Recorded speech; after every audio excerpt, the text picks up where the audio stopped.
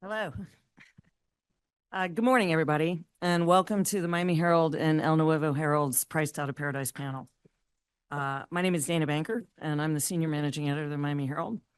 And I want to start by expressing our gratitude to the United Way for hosting us here today. And thank you all for coming. We're joined by top leaders in Miami-Dade County, the state, and housing experts to talk about what's certainly one of the most challenging issues facing our community today, and that is the growing condo crisis. Of course, there was a lot of legislation passed post Surfside, the Champlain Towers collapse, and well-intentioned, but has led to a lot of changes in the market and some extreme financial pressures on many of our condo owners. So we're really excited and fortunate to have such esteemed experts here to talk about this today. We've got people not only with deep knowledge about the situation, but also the power and the ability to help improve the situation. So we're looking forward to hearing what they have to say to help us kind of more deeply understand the contours of this crisis, and also, we hope, help us anticipate what lies ahead for us. And we're also very grateful to you all for coming. There will be time at the end of the panel. We want to hear your questions and what's on your mind. So there will be time after the panel is finished, and we'll look forward to hearing from y'all. And so now, please welcome Samaria Hudson, the President and CEO of United Way Miami. Good morning, and welcome to our home. I want to say just a special welcome to certainly our moderator and our panelist. Tom Hudson, who is the moderator. We have certainly our incredible mayor, Daniela Levine Cava, our Florida State Representative, Vicki Lopez, and Ned Murray, who is on his way, and then also Peter Zawuski. First of all, I am so glad that all of you are here today and to really talk about something that is truly touching to many of you. I had a chance to walk around the room, and we do appreciate you being here. And not only the folks that are in the room, but also our neighbors. And so again, thank you for being here. Now at United Way Miami, we are really proud to stand alongside of many of our partners. We have incredible partners in the community working together day and day to ensure the community not only survives, but thrives. More importantly, we want to make sure the support we provide is lasting and meaningful. And that's why this topic is very important to us. The conversation we're about to have today is very vital. I mean, these are real people, real lives, real families. And I want to thank everyone for being here and participating and being part of this important discussion. Let me share with you that the reality of yourselves and many neighbors, we have the fortunate to support at least 50% of the households here in our county that are struggling every day just to even make ends meet. About 250,000 households earn less than $35,000 a year. And for them, keeping a roof over their heads is a constant battle. Many of these families we call Alice families. These are folks that are asset limited, income constrained, but yet they work and they do everything that they can do to live and be in this community. Now, from my own personal experiences, I know this very, very well. Growing up, single mom who would work every day and come home and take care of myself and 4 siblings. Owning a home was always a dream. We were able to do it some odd years ago, many, many years ago. But I will tell you, if my family had to face the current realities of today, I don't think that dream would have become a reality for us. What we are seeing here today is certainly a crisis that has pushed the possibility of home ownership even further out of reach for countless families. And in fact, causing about 12% of the homelessness that we see today. So this is quite serious. I think about this often, and as I mentioned before, my family would not have had the opportunity to have a home and live the way that we did as a child if it wasn't for the hard work, but more importantly, the realities of the past. That is why I'm so passionate about the work, not only that we are doing here with the panelists, but the work that we do at United Way Miami. It is not just talk for us. We live and we work and we want to help solve some of the problems. We are bringing together partners and community leaders to really help tackle And when I consider a complex issue, it is not one solution. This is highly complex. We believe in collaboration and also partnership. Those are key tenets. None of this can be solved in isolation. And really through what we call our core four, health and well-being, education, resilient communities, and economic mobility, we here at United Way are really looking to make lasting change. And this is one of those items that we want to help tackle.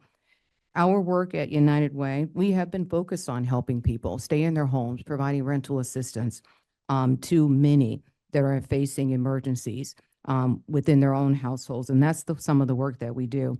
We're also partnering with Miami Homes for All, Annie Lloyd and her team. They're doing some incredible work. They're on the front lines driving policy change, and we are right there with them, along with other United Ways in the state of Florida. This issue affects everyone. Our childcare workers, our home health aides, our cashiers, our older adults, and everyone in between. So I just want to say again, thank you for being here. It is very clear action is needed, beyond talk, but action. The dialogue in this room, the work that we do together, it really does matter. But most importantly, the resources that we have is a collective power that we must use to make a change. Thank you, everyone.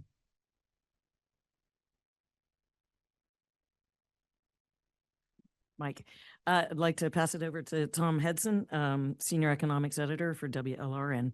Dana, thank you very much. Good morning, everybody. Wonderful to see folks here today, and really what a turnout here. It shows just how much this community cares about our condominium culture that has really underpinned much of our economy for so many years.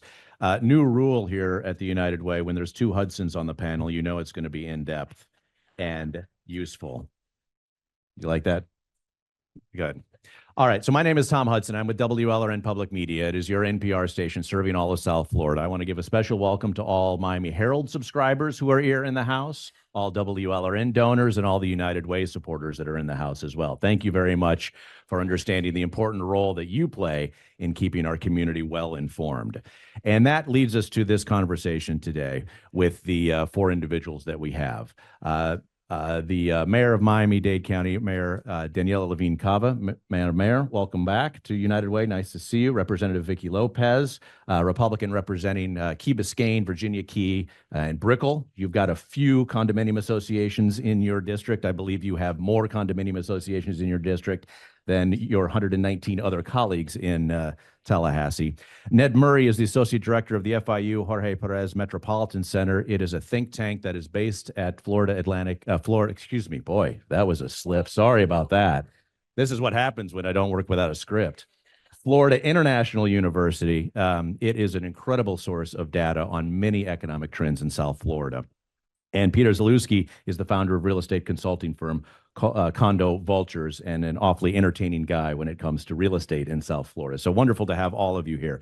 I want to start on the legislative side because it was just last week there was a visitor in South Florida by the name of Ron DeSantis who said that Florida legislators were going to have an opportunity to revisit the condominium reforms this calendar year. Now, that would require a special legislative session, as Vicky and her colleagues are not due to go back to Tallahassee to chair or to gavel in the legislative session until March of 2025. But of course, there are several reforms that the deadline is December 31st, 2024. So, Madam Mayor, what do you think about the special session? Because the condo, I'll get to the representative soon enough, but the condominium crisis that the state is facing is concentrated here in Miami-Dade County and was triggered by, of course, the tragedy at Surfside in Miami-Dade County. Yes, clearly we do have a serious problem, not just priced out of paradise, but safety, right? It's all related. And I did write a letter to governor and legislative leaders asking them to pay special attention. Unfortunately, I was planning that letter before it was said they weren't going to have a special session. So certainly we would prefer a special session. I don't know if that's still on the table, but this warrants very deep, serious, and rapid consideration. And I commend the legislature for taking bold action. I certainly commend my friend and colleague, Representative Lopez, for taking bold action. When you do that, you have to be willing to learn. You have to be willing to adjust. Similar with Live Local, another housing related initiative that is designed to create housing that people can afford. In this case, we have so many people who are affected by this locally and who are facing impending deadlines, whose property values are affected, who are frightened that they're going to lose their homes. Certainly, we at the local level are doing a lot, and I'm sure you'll want to know more about that. But we need the state to really take aggressive action. And I want to commend Representative Lopez for calling out some of the things we're doing and suggesting that the state could similarly do that. And it will really be a hardship to wait until the regular session. So the executive officer of the largest county in Florida is supportive of a special session. Representative Lopez, you and I had a conversation on the radio just on Friday.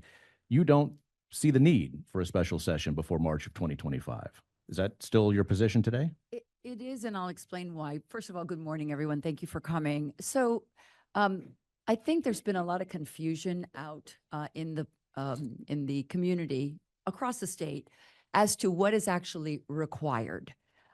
So the only thing that is required on 12/31 of 2024 is to have your structural integrity reserve study completed. That's it. There's a lot of confusion around whether or not you have to start reserving right away. You don't. The law says that any budget approved on or after January 1st of 2025 must include those reserves, right? So if you live in a condo and you've been watching, your budgets are usually passed in November or December for the following year. So that would mean that the budget that is approved by your condo association on November or December of 2025 must include those reserves to begin on January 1st of 2026. So there's a lot of confusion around, I have to start paying right now. My monthly condo fees will increase immediately. They're not going to increase. If they're increasing at all because of your structural integrity reserve study, it'll start in 2026. So if you know anything about how a special session works, they're fast and they're furious. It's a 2-day, like you get to your desk, the bill is there and you pass it. That is not the way I operate. I operate very intentionally, very thoughtfully, and I always operate with data supporting whatever it is I'm going to do.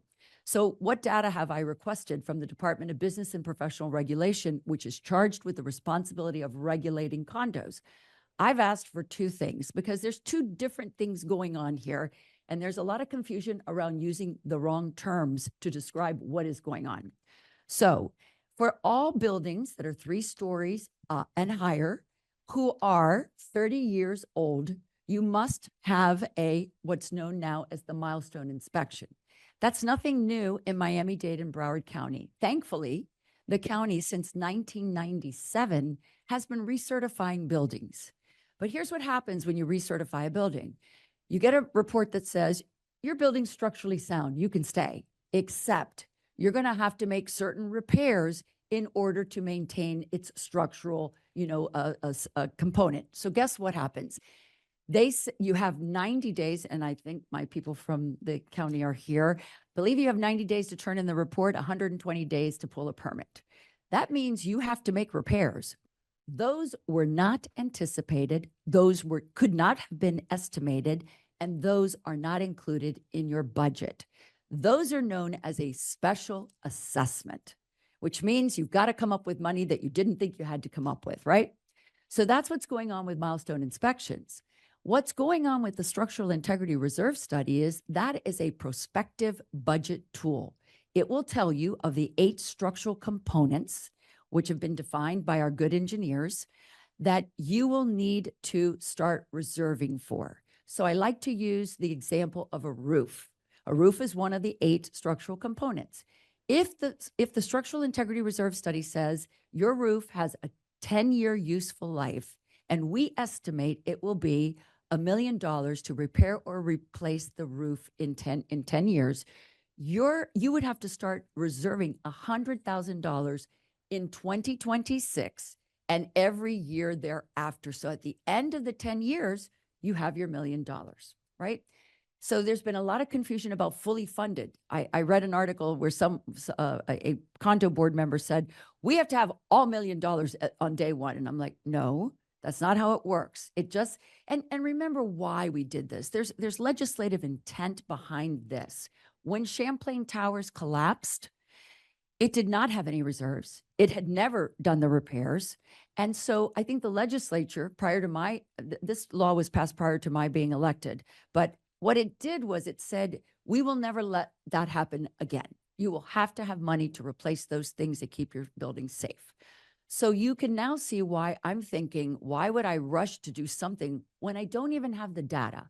I don't know how many milestone inspections have been done in Florida since the law took place on July 1st of 2022. I don't know what those assessments looked like. In addition, only less than 50% of condos in Florida have completed their structural integrity reserve study. So I have no idea who's done them, what those increases in the reserves will be.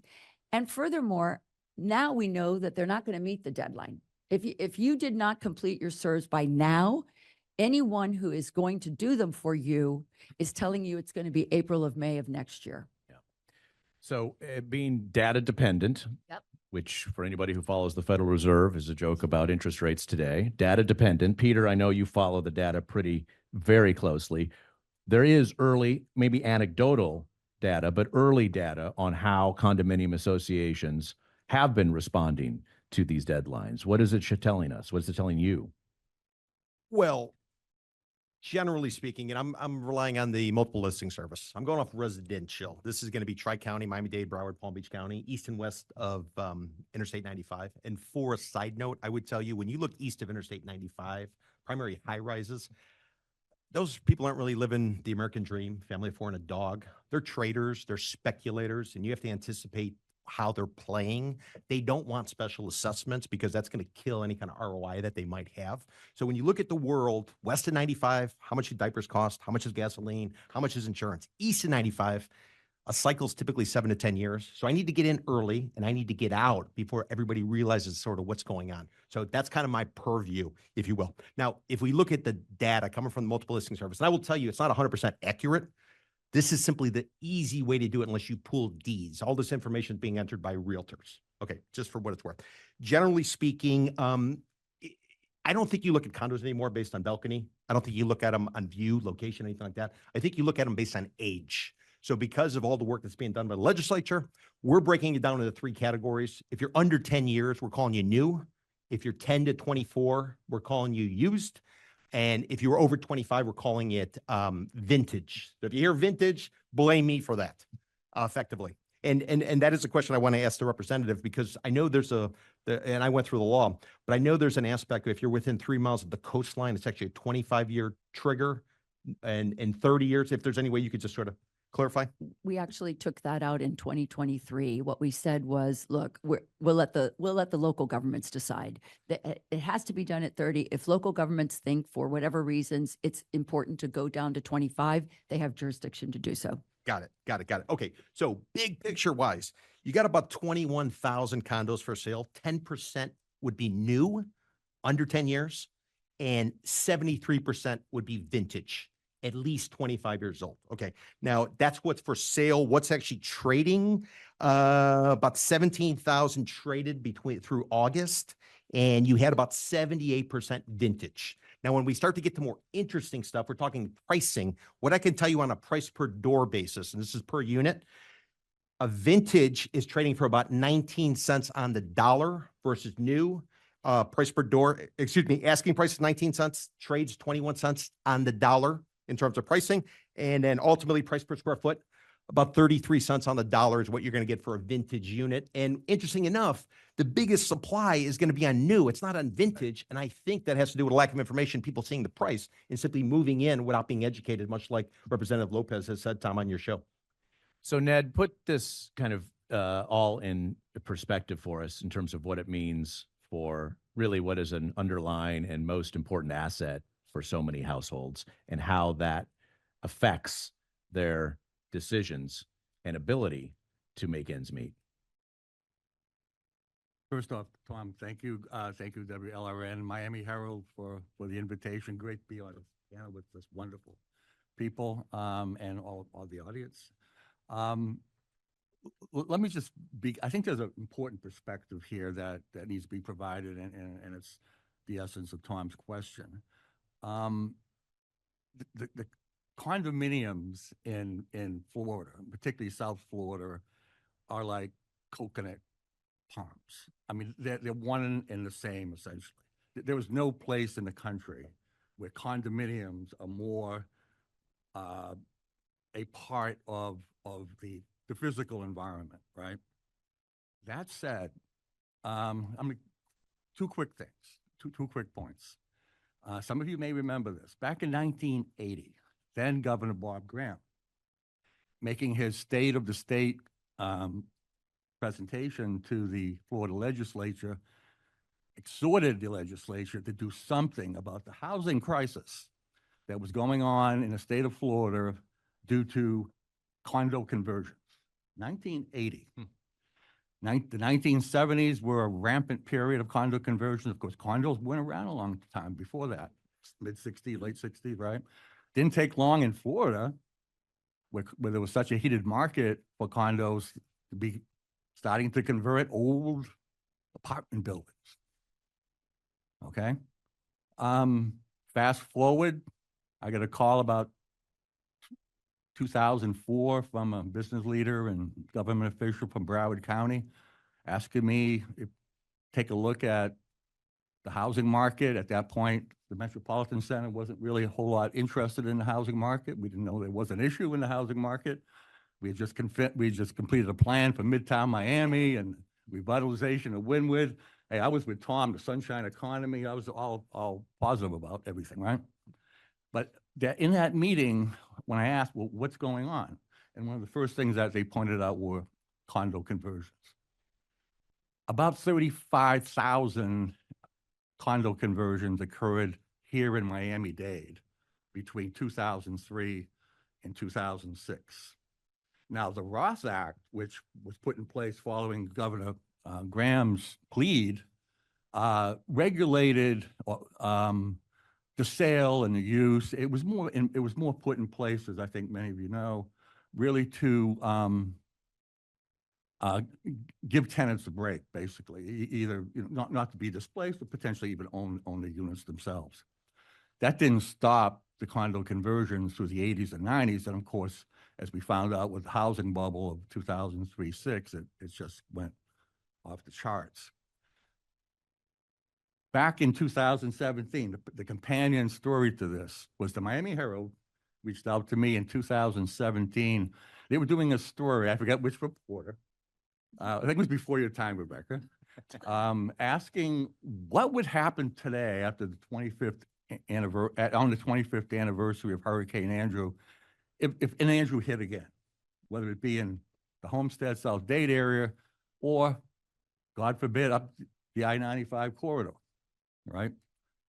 Just so happens, about a week or two after that phone call, Hurricane Irma strikes, and guess what? It was targeted for the I-95 corridor. It didn't happen, thank goodness, but what if it did? So thanks to the Miami Herald, I wrote a policy brief. It's on our website. I was always concerned back then, and still today, that we were so focused on affordable housing, which we should be, that we forget two other words that we always used when I was in government years ago: safe, decent, and affordable housing. How often do you hear that term anymore? Well, we better start talking about it. Because in that 2018 policy brief, we looked at vulnerable properties in Miami-Dade County. We've since done that in Broward and Palm Beach. But at that point, we looked at them, and I was astounded to find and scratching my head as to why there were so many properties, many of them condominiums, that were highly vulnerable, structurally vulnerable. We came up with a minimum of 32,000 units with 107,000 people living in them, a minimum, and on the other end, potentially another 50,000 with another 150,000 people so living in them, that were living in highly vulnerable structures, condominium structures. I'm not even getting into the single family and others. So the issue we have today, going back even to Bob Graham's day, was his concern was the condominium conversions was causing a rental shortage, right? Because all of a sudden it was being eaten up. Well, that happened, of course, even more so during the housing bubble of the first decade, and it's continued because we have not been able to provide the necessary supply. What have we heard over the last 3-4 years? We don't have an adequate supply of housing in general, let alone affordable housing. So the challenge going forward is we're going to have about 30% of condominiums of our units going through these milestone inspections that they were never designed or planned as condominiums. They were apartment buildings, many of which were whacked up in the 70s and 80s. The Roth Act didn't cover that.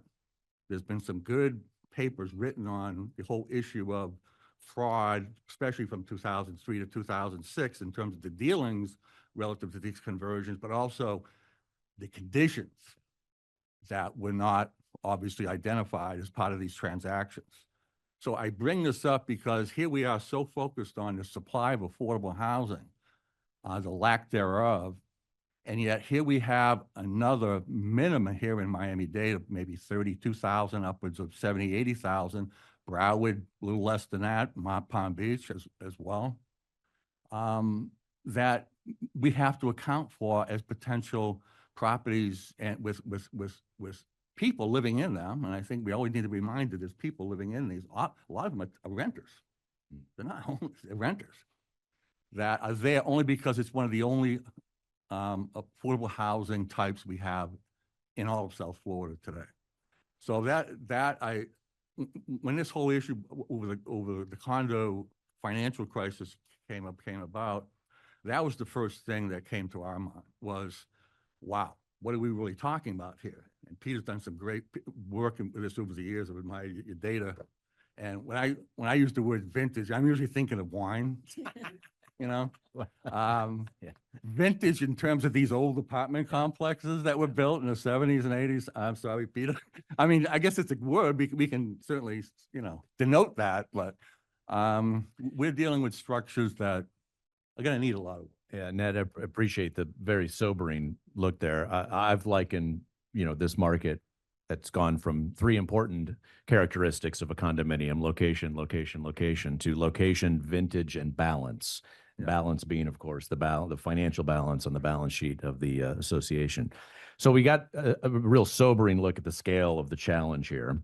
Madam Mayor, I want to come back to you as one who is seeing this on the ground here in your community, as you've voiced some support for legislators to reopen a look at this. What kind of relief or reforms would you like to see of the reforms that were passed and put in place after Surfside?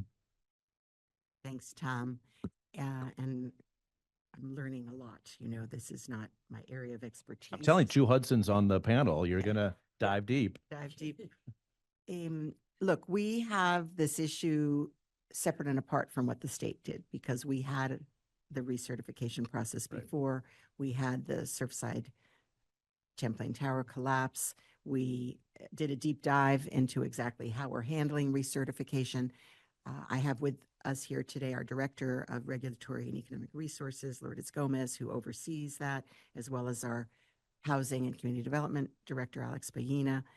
So we've been grappling with this all along. And by the way, NIST, the National Institute of Safety Standards, has still not come out with their analysis of exactly final what report happened, the on final Surfside, report. it's not out But they yet. have come out with a range of things that were affected. And we know that we have had a problem leading up to all of this where we were not enforcing the rules in the same way.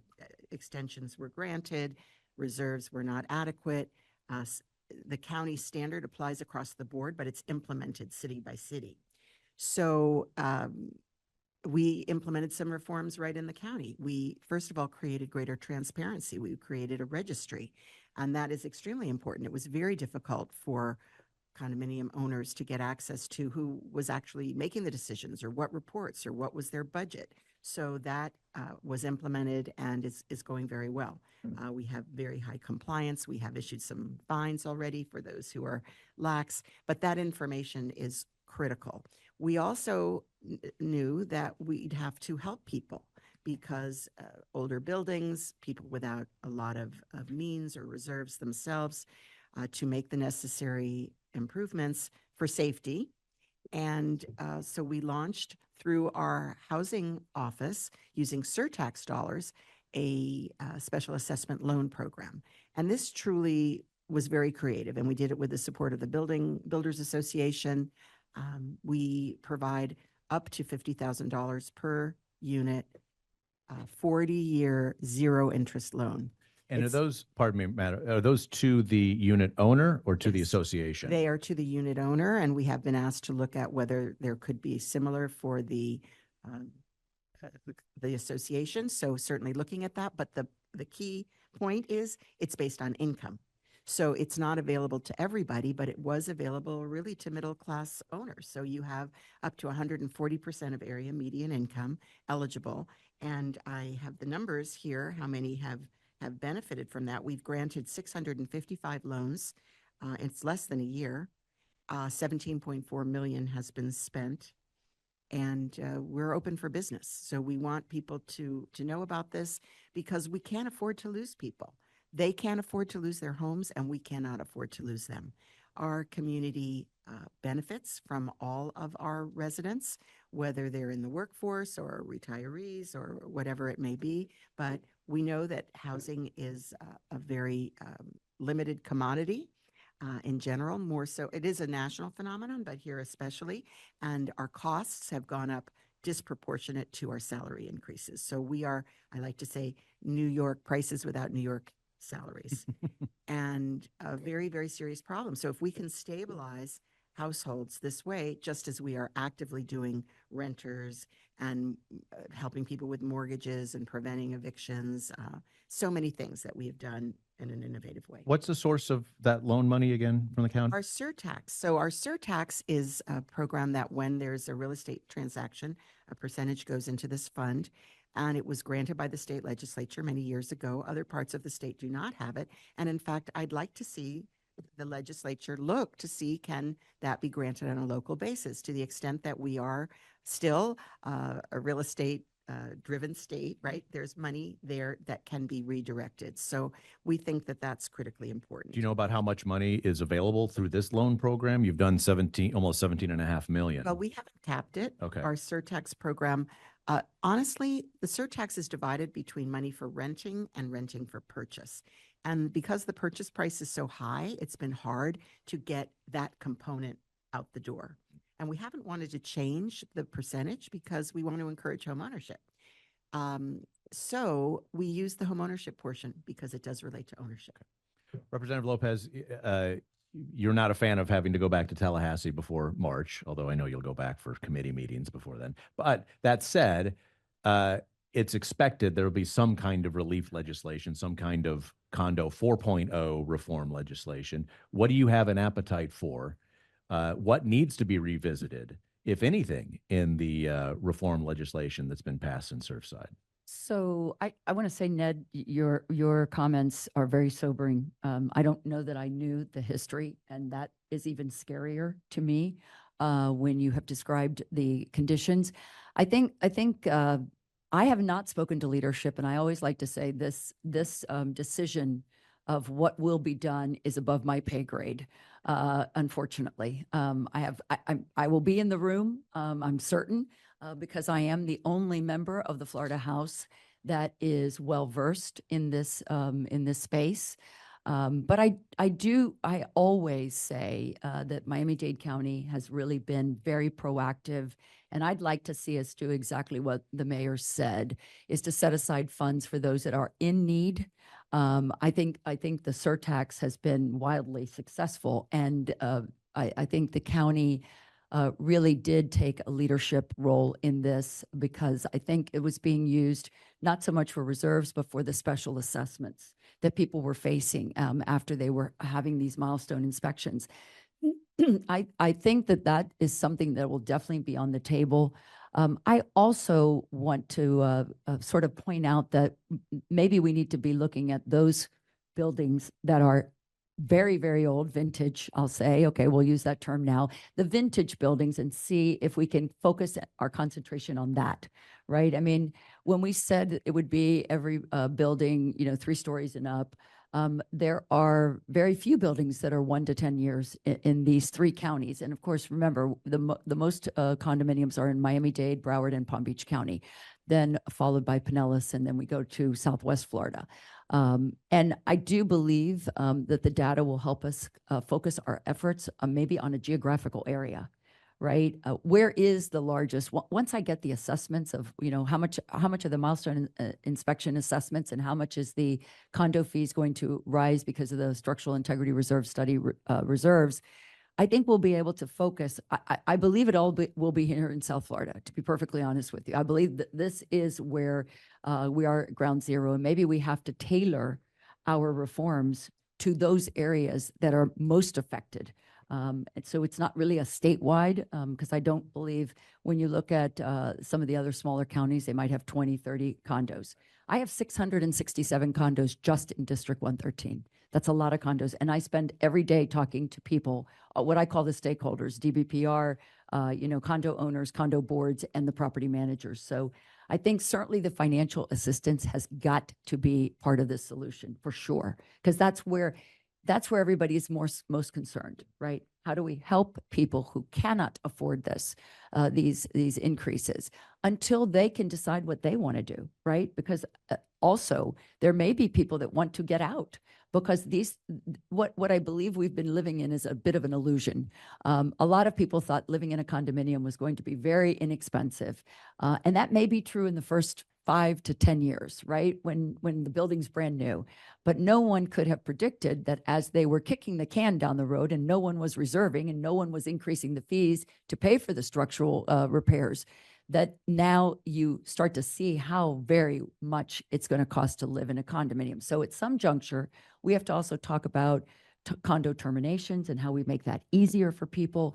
So I always say I'm open to any solution that people may have, any suggested language to consider, because I think we have to look at all facets of this. I think the person sitting to your right has a few more suggestions maybe she'd like to lay on the table here at the United Way.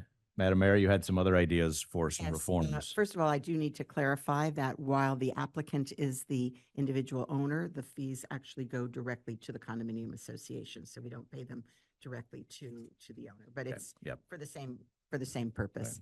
So in addition to the financial, I want to say we need more enforcement at the state. The state needs to allocate the dollars that the Department of DBPR needs. And those folks need to be present. They are short-staffed. They're not able to do the functions that have been allotted to them through this legislation.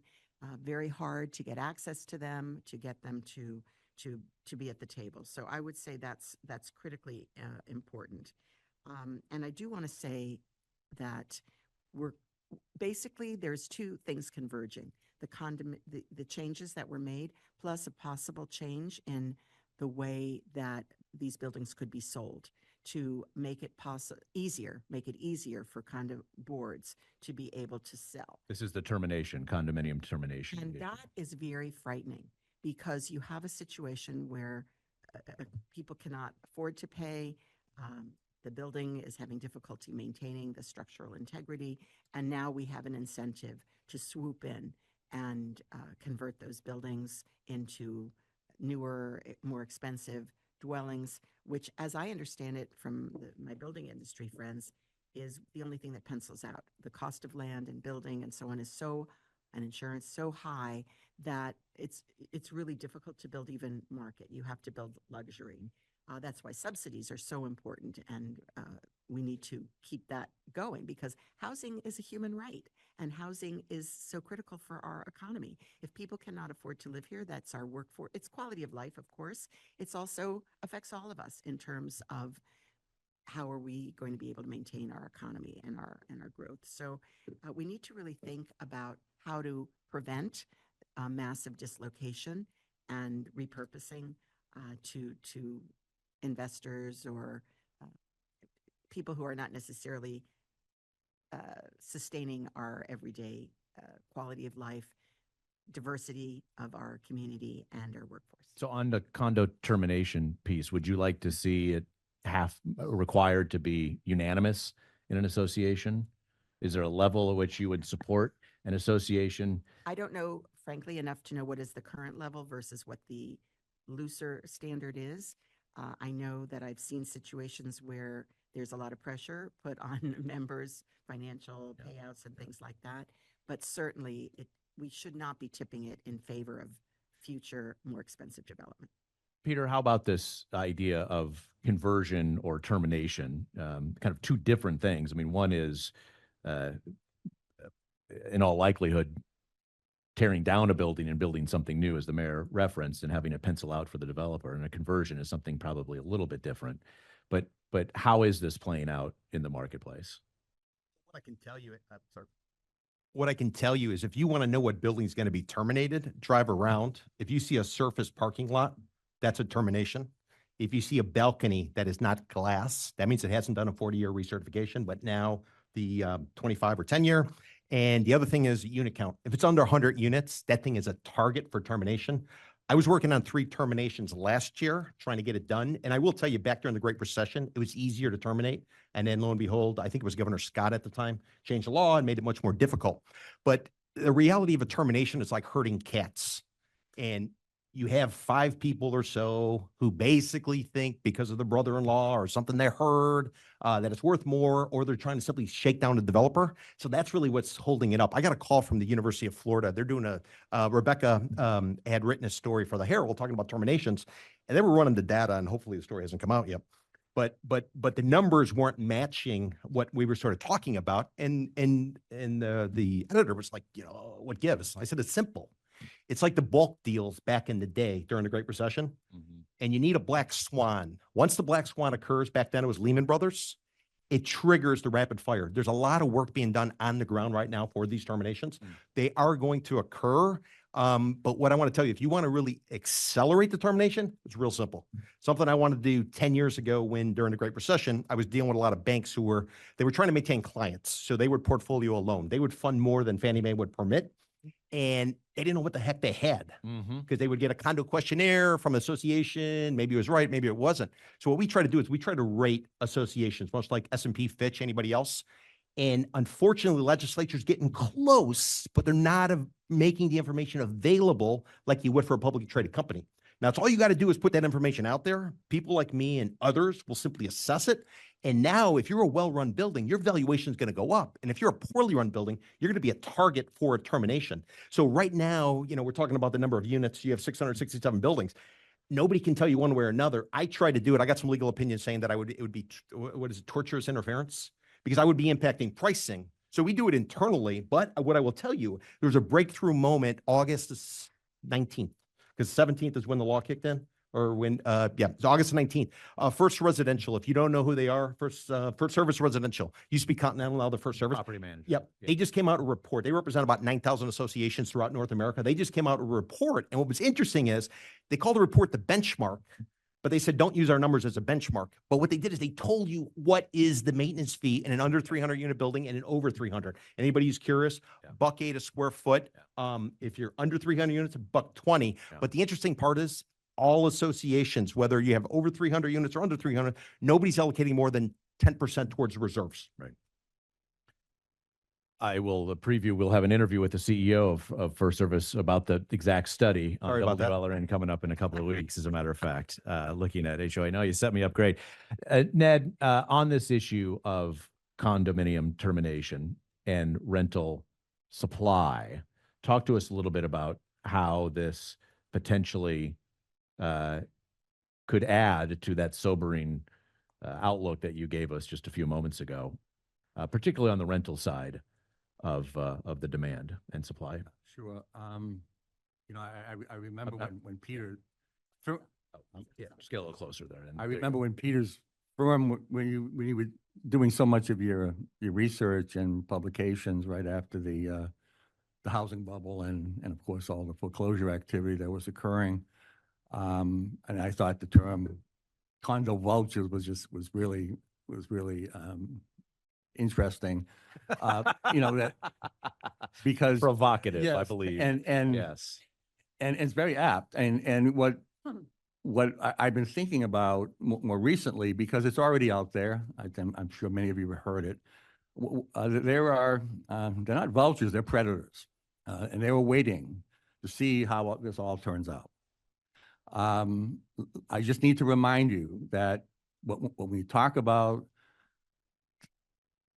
the condos, particularly the older condos that are really the topic of discussion here, those over 30 years old in particular. Once again, they were not planned. They were not designed as condominiums. They were not constructed with a lot of the quality standards that condominiums have, even back in the 70s and 80s. But guess what? They are probably one of the most critical multifamily structures we have in all of South Florida. We have to preserve them.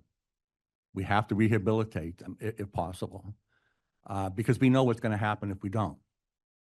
And Bob Graham was talking about displacement back in 1980. Well, we're going to be talking massive displacement if we don't handle this correctly, at least for that 30% or so. It may be higher than that. Peter, you probably know. So in some ways they are vintage because we need to really protect it. These are precious units. Not all can be saved, but remember this is probably one of our most important affordable housing elements, and a lot of it is rental. You know, that's, you know, I talked to someone the other day up in Palm Beach, and she was telling me most of the older condos are rented. Not people owning them, well, someone owns them, but they're being rented by guess who? As the mayor said, our workers. You know, our vital workers, and we have a workforce, a labor shortage right now. So I say that because we're not building enough affordable housing. That's nobody's fault in this room. We need to get back to it. We can talk later, Tom, if you'd like, and everybody about some of the solutions, what I would see, some of the conversations I've had with people in Washington in terms of what's going to be needed here. One example is something similar to the neighborhood stabilization program post foreclosure housing bubble, something of that magnitude coming out of Washington. It's going to have to come out of Washington. Let's not kid ourselves. Certainly we need the state and of course local governments, and the mayor here in Miami-Dade does a fantastic job. The mayor in Broward County, just north of us, does a fantastic job, but you can only do so much. So especially when we're talking about the level of rehabilitation and the emergency nature that we're talking about relative to potential displacement, we really need to think that through. This may not even be just HUD. In the past, HUD and EPA have joined together and administered various programs. Maybe that is something that could be looked at. I know those discussions are happening because I'm talking to people. I'm sure some of you have been talking to people, but that's the magnitude of it. Because as Tom, as you point out, and we've talked about it time and time again, our rental housing, our multifamily rental, which includes condominiums, are vital to our housing market. I want to invite the audience, if you do have a question, please come on up and we'll have you grab one of these microphones and turn on so everybody can hear us. If you do have that question, go ahead and stand up and pull that microphone toward you and just introduce yourself. Good morning, Seth Fewer. I'm with Compass on Miami Beach. I'm also a vice chair at the Miami Beach Chamber of Commerce. We have our real estate council chair, Madeline Romanello, one of my colleagues here. So we are really familiar with these conversations. Thank you. Something that you guys haven't brought up, and I think this is more prevalent in Miami Beach than most cities, is we have a very robust preservationist community, which is super important. But when you look at how they fight so many things, I'll give you an example, not a condominium, but probably worth considering under these laws or statutes is the Deauville Hotel Mm-hmm. was demolished about 2 years ago, made press probably around the country. The preservationists fought it coming down because it was a Morris Lapidus building Mhm. and the Beatles played there once. You know, that should be privy to these laws. They fought it because of these two things, very important. But what would have happened if it was a condo? Lapidus designed a condo a couple of blocks north. It's called the Collins. It's 6871 Collins, I believe. What would have happened? Thank you. 68 or 69. 6917. What would have happened if that was the building? And you have owners that have been there for decades. Yeah. And that building was beautifully restored about 20-something years ago. But what if it wasn't? You know, how do the owners afford to live there while saving the building? Yeah. You know, it's just something that's going to come up, I think, time and time again as this progresses. Yeah, some of those vintage buildings may be worth saving for many, many reasons beyond just the fact that they are someone's house. There may be some architectural or some other cultural value. So how do you find that balance, Representative and Mayor? Then I'll have you guys talk a little bit about that balance between preservation and these reforms. You know, I think you're absolutely right. I hear from Miami Beach all the time. It is a challenge on the beach to actually build affordable housing. The beach also has another problem. It is moving towards moving all of my housing inventory into Airbnbs. So they're taking it off the market, in addition to the preservationists who don't want any of the buildings to go down, really. Then there is the sort of policy of, well, now all of these can be Airbnbs. And I think that both of those challenges are challenging Miami Beach. Because if you've ever driven to Miami Beach at 8 a.m. like I have for a meeting, it is a parking lot getting there. And why? Because everyone who works on the beach does not live on the beach. And that is a real shame because there has to be a striking of the balance. And, you know, I know that certainly the state could preempt a lot of this, but, you know, again, striking the balance between home rule and the need for housing and preemption of local governments that have these issues, right? These very big issues that are not being addressed by local government is something that the legislature looks at. You know, I and the mayor knows this about me. I try to preserve home rule as much as I can, but there is this very sort of movement, if you will, in the legislature that when you have this kind of crisis, that they feel they have to move in and really preempt. And they did that with Live Local, because again, we needed so much housing that we said we've got to do something that, you know, sort of incentivizes developers to build affordable housing without having to go through the hoops that you have to go through in local government, right? Which would mean more time. So I think, you know, this historic preservation has come up twice now in the 2 years that I've been in the legislature, and it was about Miami Beach. It was about the building structures that are now structurally unsound and need to come down, and the fight between the preservationists. And it was a preemption. It was, and it has failed twice. So we shall see, because it's definitely being talked about, and it's definitely being, there's always a movement to it. This crisis may in fact make that preemption pass on the third try. Well, thank you for bringing this up. And it's at our peril if we destroy things that make us unique and special, right? History of all sorts we want to preserve. And when it comes to our historical buildings and certainly Art Deco and the Miami Beach scene, imagine if that were all high rises, right? That would certainly, we would lose the charm and the attraction for so many. And we do have a very robust preservation unit within Miami-Dade County. Each city, or some cities have, others defer to the county. And we work actively with the Dade Heritage Trust. And we have a program, part of our HOMES program, which was an acronym. We're coming out, by the way, spoiler alert, in October for HOMES 2.0 with a whole bunch of other goodies to help with I want to brag about this. I really don't think we have been given the recognition that we are due for the very aggressive and creative way that we've been addressing this housing challenge.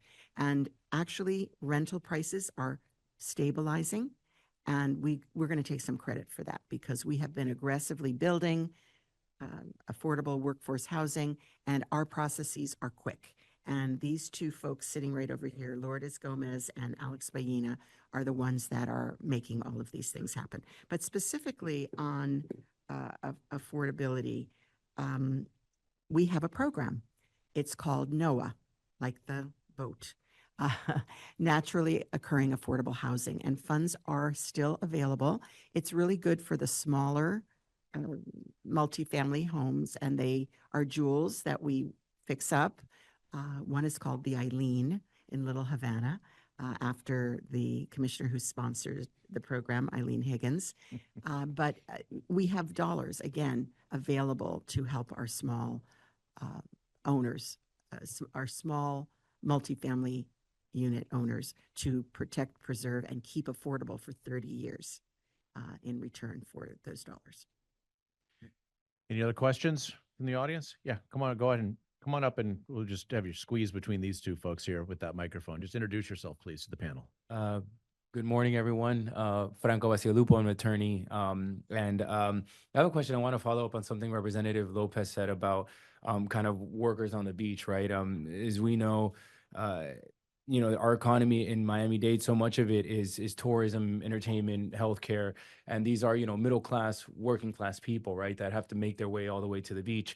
I don't want to digress too much. Transit, I think, has to be part of the conversation with housing affordability. But to follow up on Peter's point, all these, I live in Brickell now, and, that's where you see all these condos going up, right? All these luxury condos going up east of 95. So many of our middle class and working class workers aren't, can't live in them, right? And so I think, having grown up in Kendall, I think that's this dream in kind of Miami-Dade County where you're going to have your single family home, right, out west and all that. But in order, I think, to meet this housing affordability crisis, we need just more multifamilies, right? There's finite land. We can't just build single family homes Infill. everywhere, right?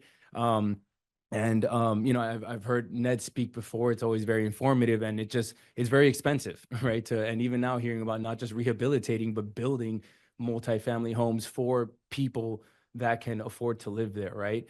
And so I'm curious as to what I think, mentioned before, it'd take literally like the entire county budget to just, if it was all public money, right, to build. So we need private dollars, right? It's just a fact of the matter.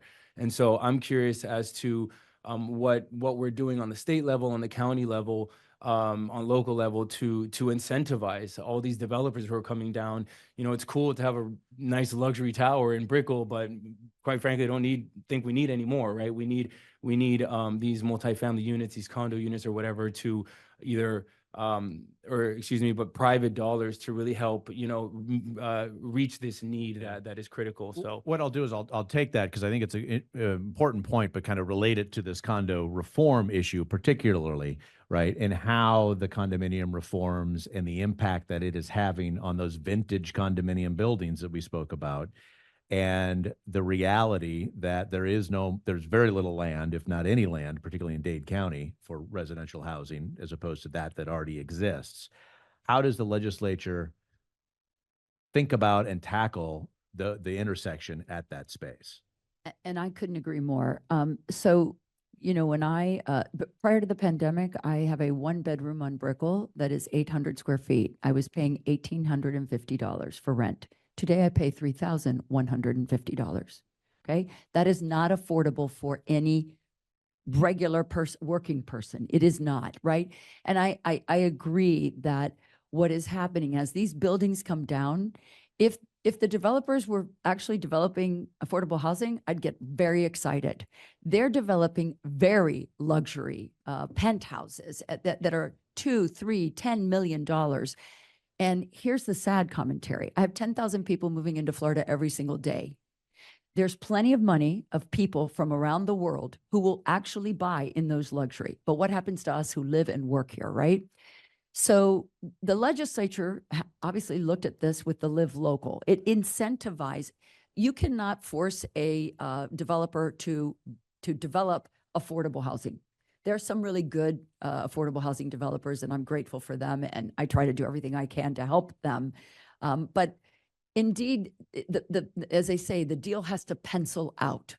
And so in order to get developers to actually build affordable housing, we had to tell them, you will have a property tax exemption on the units that meet 80 to 120% AMI. But guess what? In Miami-Dade, workers do not even meet the 80 to 120% AMI. So thanks to good people like Annie Lord, Homes for All, that works with me closely, I'm looking at filing a comprehensive housing package in this session, which will look at the 60 to 80% AMI, which is where most of my workers are. I have to incentivize that AMI, right? And we have to do a lot more. Look, I have Little Havana as part of my district. I have so many 4-story, 5-story walk-ups, right? Where the Cuban exile community lived when they came in the late 50s and early 60s, those need a lot of rehabilitation, but they're instantaneously available if we can incentivize people to rehab, which we did not do in the Live Local for whatever reasons. But that's why you have to go now with an open mind to say, we have a housing crisis across the board. It's no longer between 80 and 120, and we have to be proactive about incentivizing that. Peter, the market is telling us something a little different than what the representative would like to see, though. I mean, the value of that land under those 3 and 4 and 6 unit buildings in Little Havana has skyrocketed. And as these condominium reforms continue to come into play, the value continues to increase of the land itself. But certainly in the building itself, it continues to depreciate pretty significantly. All right, we got to work it now. I think everything that's being done is being done in a very productive way, but I would just remind everybody, it is cyclical. The market is cyclical. I would make the argument, and some of you will be like, oh, he's Chicken Little. I would make the argument that we peaked last time in 06. Bulk deals began at the end of 08. We cleaned up massive amount of units by the end of 10. New construction began in 11. The only thing that Miami is early for is a recession and a recovery. So what I would remind you of, so 11, we started building again when the Mellows introduced the 50% deposit model, if you all remember it. Okay. So 17, I go into a self-imposed quiet period. And I used to write a column for the Herald. I wrote a column for the Real Deal. I go to self-imposed quiet period. I'm expecting 18, 19, we're going to clean up, and we start to see it. And then there's some jawboning of the Federal Reserve, changes the interest rates. Lo and behold, these people get resuscitated who should have been cleaned out. And then we get the pandemic. We fall, and then everybody's coming to the state of Florida. So I would make the argument that we never cleaned up our 7 to 10 year cycle. So if you want to know what pricing is today, and hopefully nobody has fruit to throw at me, your baseline is 19. Go back to 19, price out your real estate at 19, and let's start playing there, because these numbers you're dealing with right now, they're not justifiable. And you say, Peter, you don't know what you're talking about. It's real simple. There's something called a 1% rule. Whatever I can get per month, multiply it times 100. That's what my valuation is. So if I got $1 million condo and I'm getting $5,000 a month, it's not $1 million condo. It's a $500,000 condo. And this is, we have the disconnect, but we had the big argument about all the crypto bros and Wall Street South and all that coming down here. Well, if it's here, that's fine. But if it's not here, who's going to pick it up? So that's a long way of saying Mark Sarnoff was a city commissioner back in the day, and he made an argument for affordable housing. And then all of a sudden we had a great recession, and we had a blow up of the condo market. And then we had too many units where landlords were subsidizing renters to actually live in their units. So that's the only thing I would say. It's cyclical. We haven't cleaned up our mess from 2011, in my opinion. Your Honor. Thank you. The Your Honor thing, I'm not used to that, but okay. Madam Mayor, do you prefer that one? I think the question was, what are we doing about it? And again, we have doubled the amount of money that the county is directing towards affordable and workforce housing development. So we're at 256 million committed this year. That's up from 140.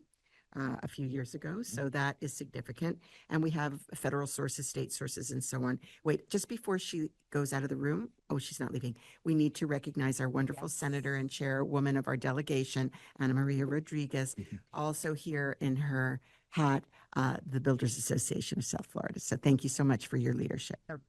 What did I say? I said, not the Builders Association, the Realtors Association. They both endorsed me. So, I love them all.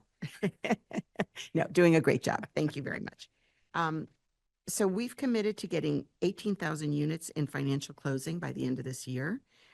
We know that's not enough because we're losing. We're losing mobile homes. We're losing older buildings. We're losing, and we just have to keep going. We have done something very innovative that has not really gotten much attention, and I must say the Herald's coverage of it was a little mixed. That's Andres Figlucci. We need to talk to him. It's called accessory dwelling units. And what that does is it allows people to densify on their property of right. What used to be maybe called a granny flat, but now you can legitimize it more quickly. And look, we're not a suburbia, right? We're an urbanized area, and we have to densify not only along the corridors, which has been very successful, but also where there's larger property. We're working with the school board and churches to rapidly build out where there's extra land there, and leveraging private financing as well. Yeah, I think the question also was, how are we incentivizing private developers? Well, we talk to them every day, and we sometimes put some extra money in the county budget to make it possible, because we know even if it's going to come into some better balance right now, the only solution is to subsidize, or we will not have the housing that we need. We have seen Miami-Dade and all of South Florida seen this year and next year, we'll see a pretty significant increase in the rental supply, which was driven by the demand from 2, 3, 4 years ago that incentivized the market to put shovels in the ground or to take buildings that may have been oriented toward condominiums and reshift them toward the rental market. And so I think there's 17,000 units, something like that, on the private market that are coming to the rental market this calendar year in Dade County, and about 14,000 in Broward, something like that. We got time for one more question. Come on up here, sir. Come on up, please introduce yourself and get your question, and we'll get everybody out on time. Hello, my name is Alex Menendez. I'm with Allied Engineering, and we do some of the milestone. We do the milestone servers and the 40 year, 30 years, and all the type of building safety certification. And one question I'm getting all the time is, what are they going to be? What are the penalties for non-compliance going to be? Because the milestone, Representative Lopez, is due the end of this year, not the SIRS. No, the SIRS is. I know. And so the milestone inspection is due in 26. No, the milestone inspection is due whenever the building turns 30 years. I'm just saying, for buildings that are turning 30 today, that'll be 30 years old, it'll be due by 24, or that are 30 years and older. If you turn 30 years, you're going to have a milestone inspection immediately. And the county does a really good job of giving you a 2-year notice. It's coming, it's coming, it's coming, so you get ready. That's all good, but we do these things and nobody knows what's going on. These associations have no clue. They're way out of compliance. And my question is, with the milestones, we're seeing huge assessments coming down the road. They don't have the money. And I'm always asked, what is the penalty for not complying? That's a great question. I get asked that all the time. And the Senate Bill 4D and Senate Bill 154 were silent on that. That is another issue that I think you'll see us attacking this legislative session. There has to be consequences, because I'm telling you, look, if only up to less than 50% have even completed their structural integrity reserve study, that tells me that there are associations that are not paying close attention or are willfully and intentionally not complying with the law. So you're right. There is that element that we're starting to see, because boards are just like, well, what are they going to do to us? So my question, are the penalties going to be on a local level, on a state level? We would probably look at putting penalties in the statute. We already have a plethora of penalties on governance. This may be one of them on building safety and the structural integrity reserve study. I'll pick up on that. Are there penalties articulated in the legislation that requires the milestone inspection by December 31, There was 24? not, but Okay. you know what? There is a provision in section 718 of the Condominium Act, which says that if you're out of compliance with any of section 718, there are penalties. So they could, the Department of Business and Professional Regulation could invoke that provision. So the 40-year in Miami-Dade County, It's 30 now. I'm sorry, the 30. That's okay. That's what I'm saying. 30-year in Miami-Dade County, we know what the penalties are. in You each do. county. But every county's different. Right. And remember that And- 65 counties have never recertified a building. So you know what I tell them? Call Miami-Dade. Do not reinvent the wheel. Miami-Dade's probably the very best example of a best practice vis-a-vis this and so many other things. Because they do. They send, look at the city of Miami will send you to unsafe structures. And they have the right to turn off your water, to turn off your electricity if you're not complying. So yes, there are some very severe consequences to not complying with the Miami-Dade ordinance. So ultimately, we're looking to make it a statewide Yes. penalty system. Yes, At least standards will be statewide. correct. I'm looking at that. The standards are statewide under this legislation. That's right, right, Yeah, okay. no, definitely. Wonderful. Well, I want to thank the panel here. Yes. Yes, right to the microphone, introduce yourself. Please get right to the question so we get out on time, please. It's an observation. Ernesto Cuesta. Go ahead and hit the microphone. Yeah. It's on, okay. Ernesto Get closer. Cuesta, the president of the Brico Homeowners Association. I think that the affordable housing conversation that we're having is super great. It's needed. But we are missing a point here. The crisis that we're having in condos nowadays is due to the bad associations that we have. We have to be realistic. Board associations have been neglecting and they are being irresponsible maintaining their properties. It is now whether you are a vintage property or you are a 25 years old property or a 15-year. We have associate members, newer buildings that have been neglected because irresponsible associations. Right. And there's legislation that's been passed, I think 2.0 version, No, 3.0. 3.0 included the We are governance supporting pieces. And Yeah. we're supporting the Speaker of the House. I think that we have to reinforce and be more forceful against these people that have been abusing and being responsible and not doing what they're supposed to be doing. Thank you so much. Thank you for the comment. Much appreciated. Thank you to the panel, Peter, Ned, Representative Lopez, Mayor Levine Cava. Thank you very much for being here. Thank you, Ms. Hudson, for hosting us here at the United Way. And Dana, I'll give it back to you with the Miami Herald. Thanks, everybody, for coming. Much appreciated. Likewise, likewise. Thank you all for coming and terrific panel. You guys, excellent information. Thanks for coming and sharing it with us today. All right.